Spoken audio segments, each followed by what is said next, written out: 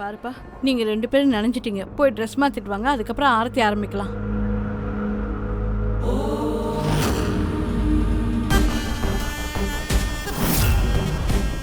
நாகங்களும் நாகினிகளும் எனக்கு அவங்களோட விஷத்தை கொடுத்துருக்காங்க. அதனால கொஞ்ச நேரம் எனக்கு சக்தி இருக்கும். நான் பலவீனமாகறதுக்குள்ள அந்த 2வது அரக்கனை நான் கண்டுபிடிச்சே ஆகணும். கண்டுபிடிச்சு அவனை அழிச்சே ஆகணும். எப்படியாவது இன்னைக்கு ராத்திரி சேஷ நாகினி அந்த அரக்கனை அழிச்சே தீருவா. ஆனா அந்த அரக்கன் யாரு?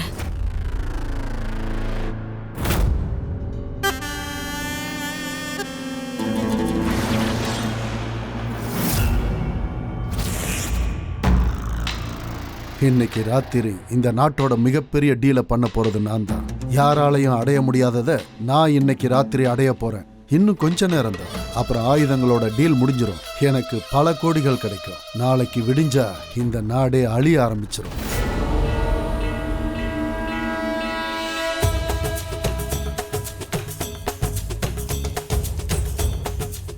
சீமா, இன்னைக்கு என்னோட மகிழ்ச்சிக்கு எல்லையே இல்லை. கலக்கிட்ட சீமா, நீ இந்த கல்யாணத்தை காப்பாத்திட்ட. உன்னோட நட்பையும் நீ காப்பாத்திக்கிட்ட. அது மட்டும் இல்ல, தலகணம் பிடிச்ச ஊர்வசியோட தலையவே நீ சுத்த வச்சிட்டியே. அதனாலதான் மூத்த பொண்ணு கல்யாணமாவது நடக்கட்டும்னு அவ ஒத்துக்கிட்டா. இது வரைக்கும் எல்லாமே நல்லா தான் போய்கிட்டு இருக்கு. கல்யாணம் முடிகிற வரைக்கும் எந்த இடைஞ்சலும் வராம பாத்துக்கோ.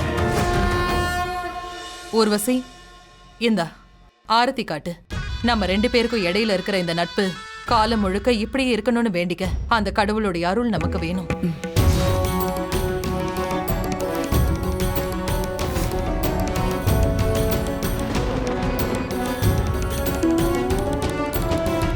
இதை பாரு ராதா, உன் முடி நல்லா தான் இருக்கு. ஆரத்தி காட்டும் போதே ஒழுங்கா காட்டுமா. சரி வாரிஷ புடி.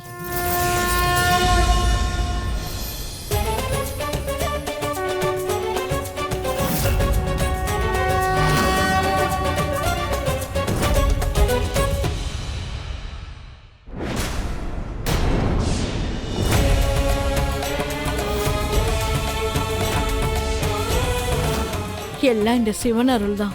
அதனாலதான் இந்த பொண்ணு தீபத்தட்டை பிடிச்சிட்டா. இவ பிடிக்காம இருந்துட்டா பெரிய அபசுகுணமா இருக்கும்பா.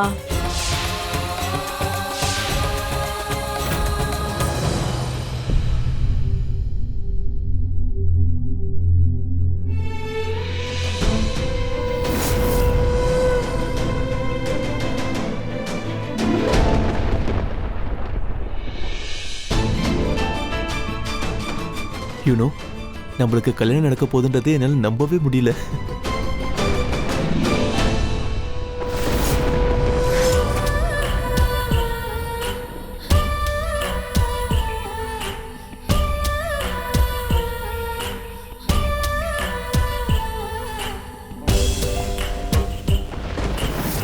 நான் பலவீனமாகிக்கிட்டே இருக்கேன். ஆனா அந்த அரக்கன் இன்னும் எனக்கு கிடைக்கல. இப்ப என்ன பண்ணுவேன்? அவனை எப்படி கண்டுபிடிப்பேன்?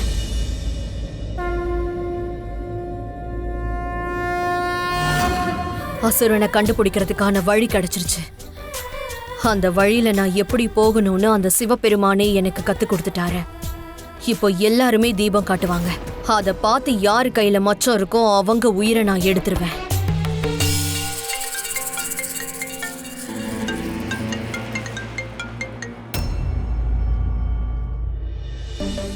பாட்டி, நானும் ஆரத்தி காட்டவா? சிவபெருமான் என்ன காப்பாத்துனா நான் எல்லாரையுமே காப்பாத்துவேன். கண்டிப்பா காட்டுமா. சீமா, நான் இப்பவும் உன்கிட்ட சொல்றேன், இவளை பார்த்தா ஏதோ சரியா படல. இவளை பார்க்கும் போது நெகட்டிவான எண்ணங்கள் தான் தோடுது.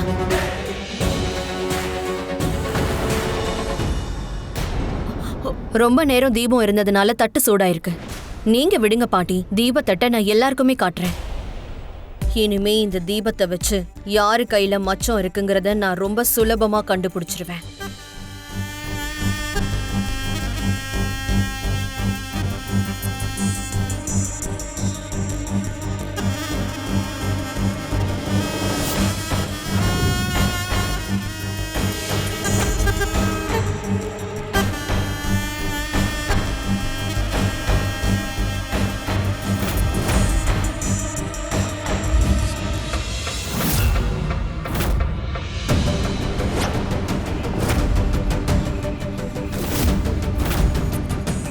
ஒரு நிமிஷம் ப்ரோ, உனக்கு முன்னாடி நான் கும்பிட்டுக்கிறேன்.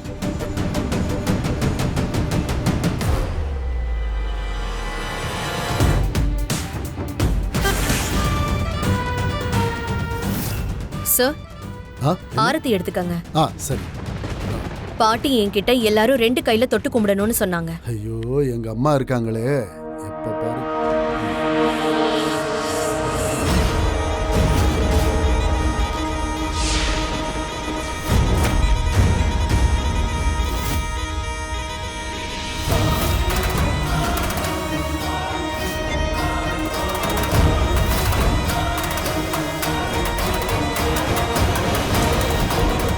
அப்போ உண்மையான தேச துரோகி ரிஷப் இல்ல, அவன் பின்னாடி ஒளிஞ்சிருக்கிற அவனோட அப்பா தான். இந்த நாட்டோட சாபம் தான் இந்த அரக்க.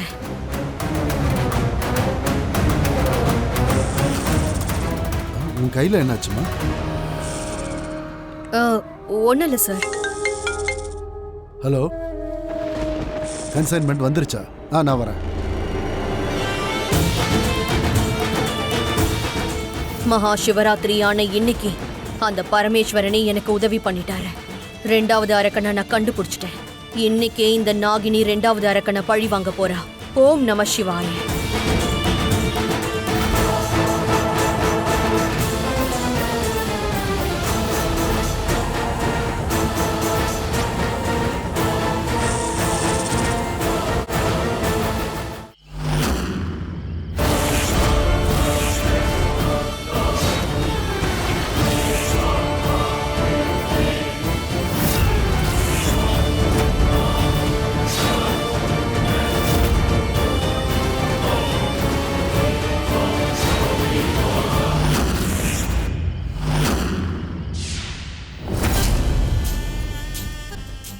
நான் உன்னோட உயிர் நண்பன்.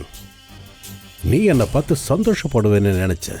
ஆனா உன்னை பார்க்குறப்போ நீ என்னை பார்த்து சந்தோஷப்பட்ட மாதிரியே தெரியலையே. அடடா, அப்படிலாம் இல்ல. உன்னை பார்த்ததுல ரொம்ப சந்தோஷம். ஏன் இப்படியெல்லாம் பேசிக்கிட்டு இருக்க? சரி, விஷயத்த சொல்லு. இவ்வளவு பெரிய டீலை விட்டுட்டு நீ திடீர்னு எங்க போயிட்ட? நீ பயந்து தான் எங்கேயோ ஓடிட்டேன்னு நம்ம டீம்ல எல்லாரும் நினைச்சுக்கிட்டு இருக்காங்க. நீ இந்த டீமை விட்டே போயிட்டேன்னு எல்லாரும் முடிவு பண்ணிட்டாங்க. டீம்ல இல்லாத உன்னை டீமை விட்டே விளக்கிடலான்னு சொன்னாங்க. அதை எப்படி வெளியே அனுப்ப முடியும்? வா, முதல்ல டீலை கம்ப்ளீட் பண்ணலாம். கோவிலுக்கு பின்னாடி காடு இருக்கு. அங்கதான் அந்த கன்சைன்மெண்ட்டை வர வச்சிருக்கேன். அந்த இடத்துக்கு யாரும் வர்றதும் இல்லை, போறதும் இல்லை. அங்க என்ன நடந்தாலும் யாருக்கும் தெரிய வராது. இனிமே நான் ரொம்ப கவனமா இருப்பேன். அங்க என்ன நடந்தாலும் யாருக்கும் தெரியாம பாத்துக்கணும். வா போலாம்.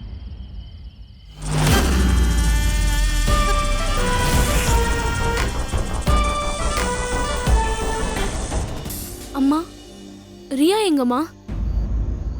அவ ரொம்ப வருத்தப்பட்டுட்டு இருப்பா. அவளை பத்தி நீ கவலைப்படாதம்மா. அவ மனசு உடைஞ்சு போயிட்டான்னு எனக்கும் தெரியும். But Riya is stronger. அவளை எப்படி பாத்துக்கணும்னு அவளுக்கு தெரியும்.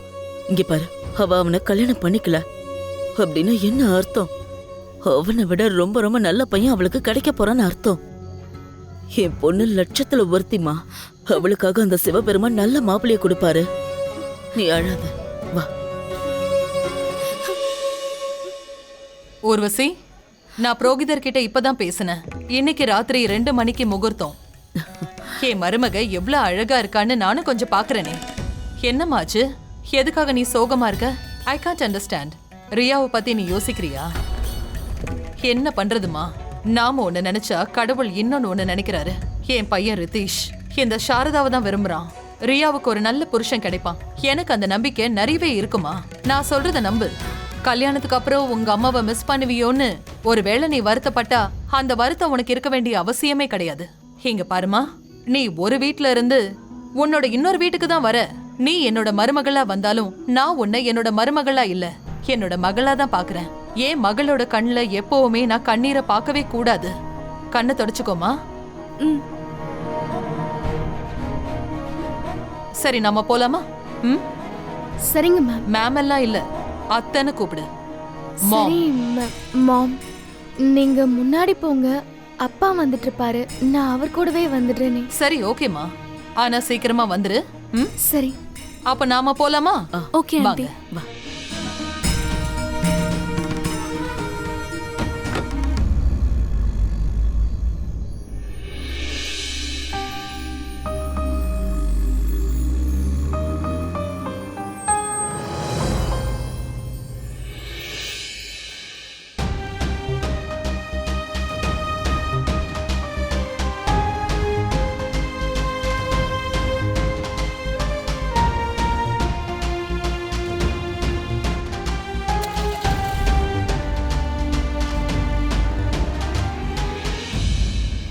ஹே பரமேஸ்வரா, இப்ப என் வாழ்க்கையில நடக்கிற எல்லாமே உன்னோட விருப்பப்படி தான் நடந்துட்டு இருக்கு.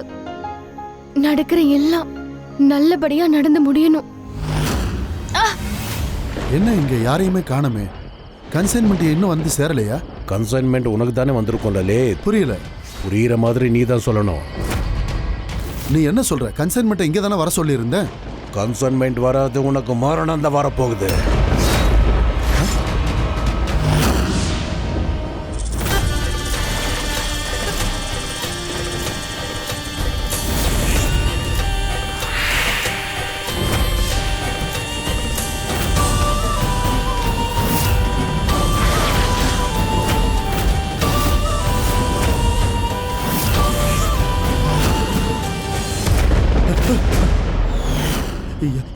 யாருன்னு யாருன்னு பார்த்தா தெரியலையா?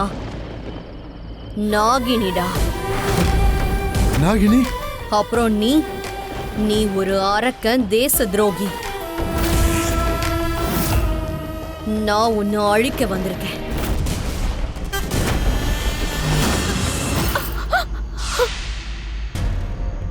என்னாச்சு? என்ன இப்படி முழிச்சு பார்க்குற? என்னை விட்டுட்டு நீ இன்னொருத்தனை கல்யாணம் பண்ணிப்பியா?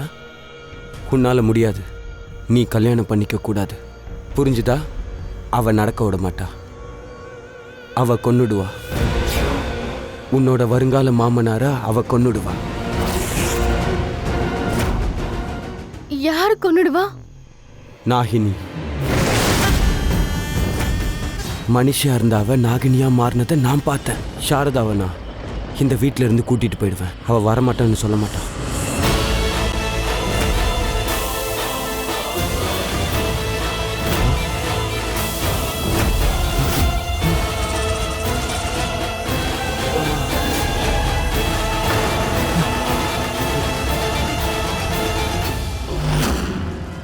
அவ விடவே மாட்டா.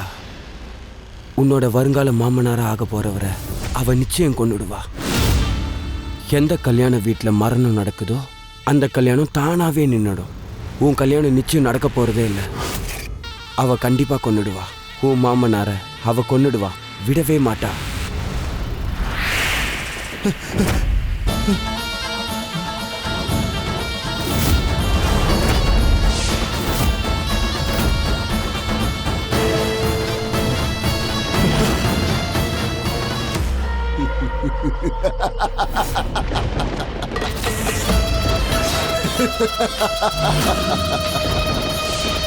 மரணம் கண்ணு முன்னாடி இருக்கும்போது கூட நீ சிரிக்கிறியா? ஆமா. ஏன்னா இப்போ சாக போறது நீதான். நீ அழிய போறத நினைக்கும் போது எனக்கு தான் சிரிப்பு வருது. நீ நாகினிதான்னு எனக்கு முதல்லயே தெரியும். அவன் உன்னை பத்தி முதல்லயே என்கிட்ட சொல்லிட்டான். அவன் பணமும் கேட்டான். முதல்ல பணம் கொடுக்கலான்னு தான் நினைச்சேன். ஆனா எனக்கு எவ்வளவு பெரிய இன்ஃபர்மேஷனை கொடுத்துருக்கான். அப்புறம் என்ன, எனக்கு எல்லா விஷயம் தான் தெரிஞ்சு போச்சு. இனி எதுக்காக நான் பணம் கொடுக்கணும் அப்படின்னு நினைச்சு நான் பணத்தை கொடுக்க மாட்டேன்னு சொல்லிட்டேன். நீ திரும்ப வந்துட்டியா? சார், நான் உங்களுக்காக தான் வந்திருக்கேன். எனக்காக? ஆமா சார், உங்க உயிருக்கு பெரிய ஆபத்து இருக்கு. உங்க எல்லாரோட உயிருக்கும் ஆபத்து. உங்களோட செக்யூரிட்டி எட்டு ஒருத்தங்க இருக்காங்கல்ல, அதான் ஹீனா. அவ நாகினி சார். அவளை ஏன் கண்ணால பார்த்தேன். அவ நாகினியா உருமாறிட்டு இருந்தா. உங்களோட நண்பர் மந்திரி இருக்காருல்ல, அவரையும் அவதான் ஏதோ பண்ணியிருக்கா சார். அவ நினைச்சா யாரை வேணா என்ன வேணா பண்ணுவா சார். சார், நான் உங்களை காப்பாத்துறேன் சார். நீங்க எனக்கு பணம் கொடுத்தா காப்பாத்துவேன். உனக்கு பணம் எல்லாம் கிடையாது. நான் அந்த ஆளுக்கு அவ்வளோ பெரிய இன்ஃபர்மேஷனை கொடுத்தேன். வாழ்வா சாவான்ற இன்ஃபர்மேஷன். ஆனால் அந்த ஆள் எனக்கு காசும் கொடுக்கல. ச்சே, நான் அவரை காப்பாத்துறேன்னு அந்த ஆள் கிட்ட சொன்னேன். ஹெல்ப் பண்ணுறேன்னு சொன்னேன். இனி அவரை காப்பாற்ற முடியாது. சாகத்தான் போறாரு.